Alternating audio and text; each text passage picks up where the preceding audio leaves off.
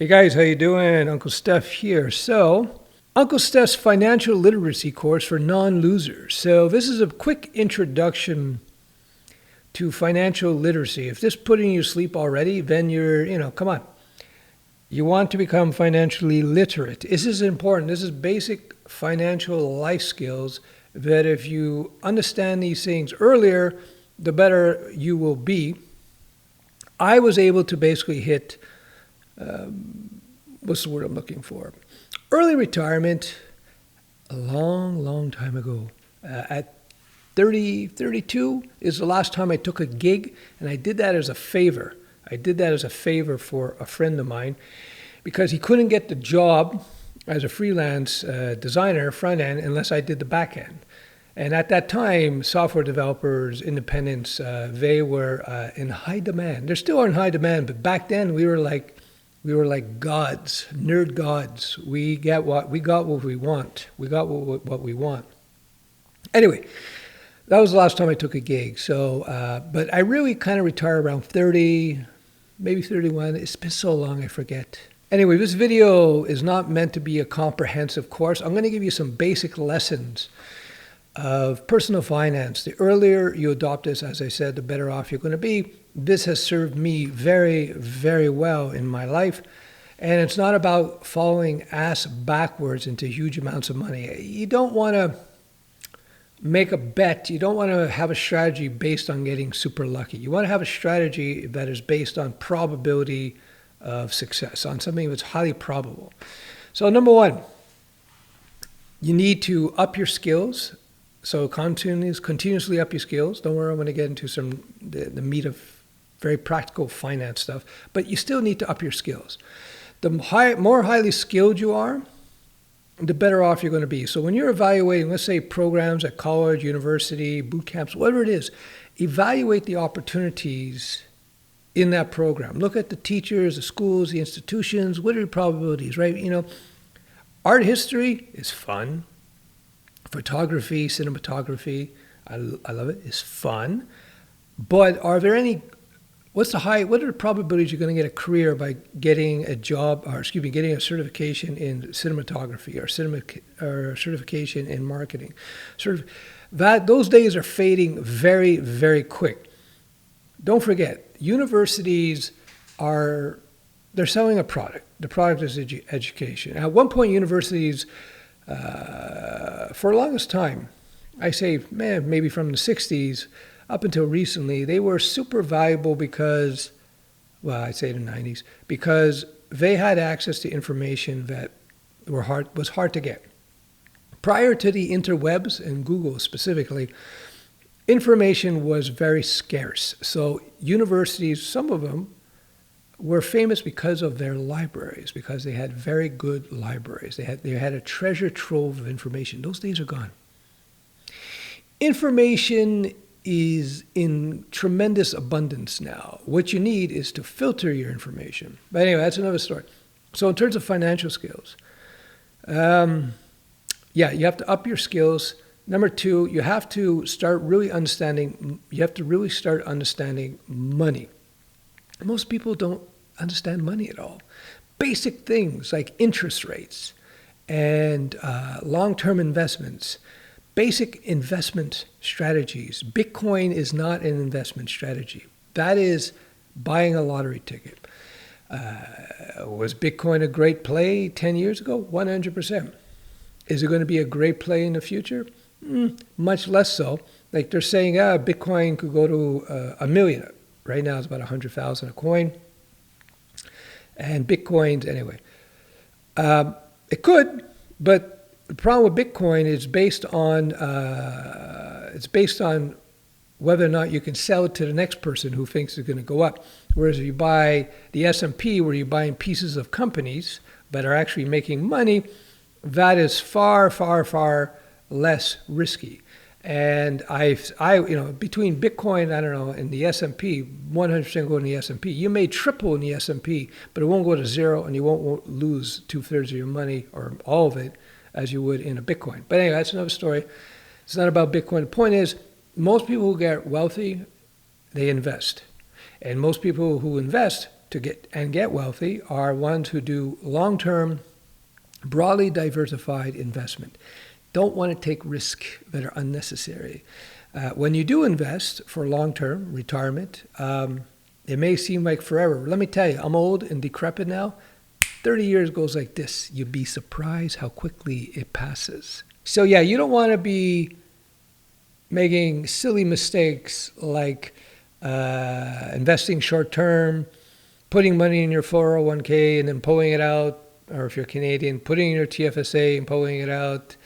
You want to invest for the long term. So there's a basic rule in the stock market, and well, investing in general, say it's not about timing the market, it's about time in the market. You want to be in the market as long as possible. So you want to put your money in and just keep putting your money in, doing something called dollar cost average. That's the first term to look up.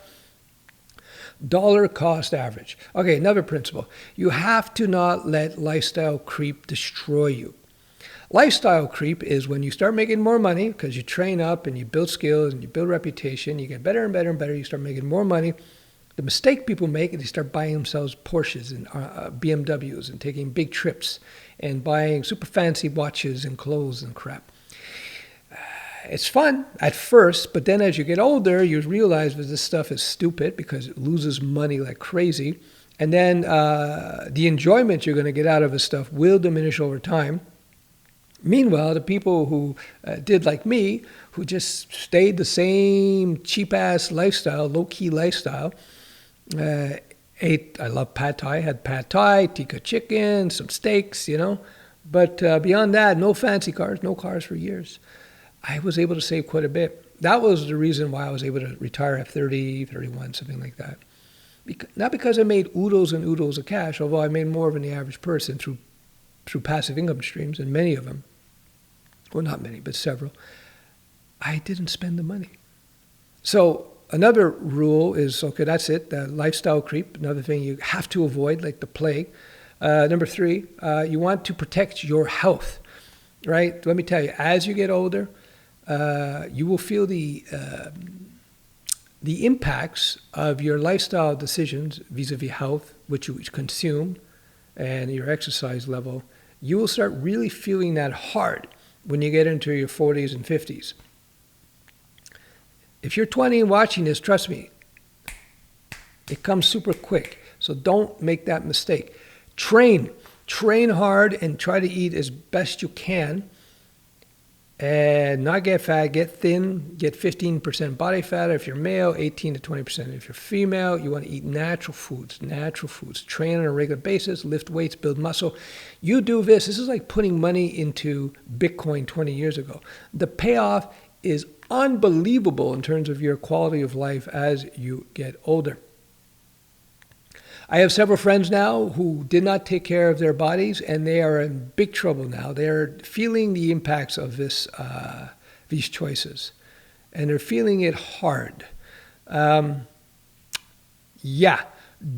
do that. Don't make that mistake. You want to invest in your health. Trust me, your cognitive capacities will be greatly impacted by this. Your mood, how you feel day to day, whether you have a pain-free or a very no pain, a very healthy, happy existence in terms of your physical body. Very important. That's that rule. So next one, you want to, as I said earlier, you got to keep investing. 100% diversified. The best thing you should do is just long-term investments into broad markets. You can check out other videos. I've talked about it. No debt, of course. No debt. Credit cards, debt is pure evil. Credit card debt is pure, absolute evil. So with regards to your credit cards, you have zero debt. Zero debt. Why is credit card debt evil? Because of the high interest rates. High interest rate. It's horrendous. It's horrendous. You have to get rid of your credit card debt at all cost. And if you find yourself having to use your credit card to balance your budget to just meet your monthly expenses or weekly expenses, you have to go red alert.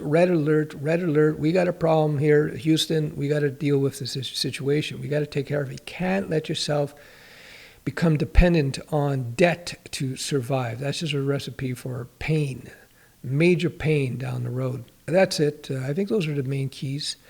No credit card debt, get healthy, up your skills, don't let lifestyle creep hit you, start investing on a regular basis, dollar cost average, live below your means, live below your means, live below your means. Trust me, I got all these fancy furniture, I've had fancy cars, I still have one fancy car, but I buy everything cash.